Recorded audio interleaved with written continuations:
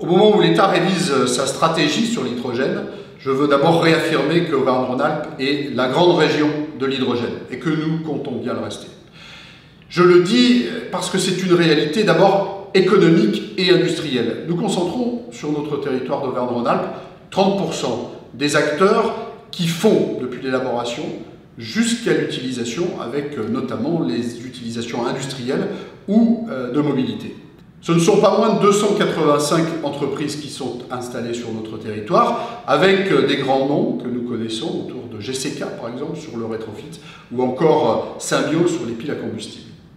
L'autre dimension, c'est que nous avons une volonté politique permanente et qui est réaffirmée aujourd'hui, avec d'abord cette volonté de produire jusqu'à 4000 tonnes d'hydrogène par an, mais également d'accompagner nos entreprises autant que de besoin pour consolider le modèle et évidemment renforcer les usages sur le terrain.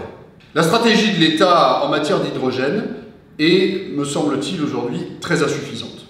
On sent qu'il y a un recul avec les dernières annonces qui ont été données, notamment sur les aspects de mobilité, où, alors que nous avons fait ce choix ici courageux et volontaire, alors que ailleurs dans le monde, on voit bien que les usages se renforcent, eh bien, en France, nous ralentissons.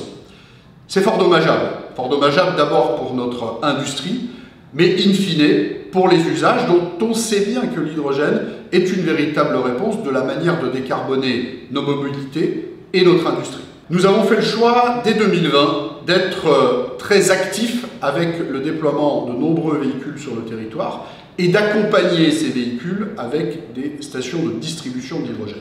Nous l'avons fait dans un modèle très original, avec la création d'Impulsion, où nous nous retrouvons avec Michelin et la Banque des Territoires pour permettre la création des stations et la distribution de l'hydrogène mobilité.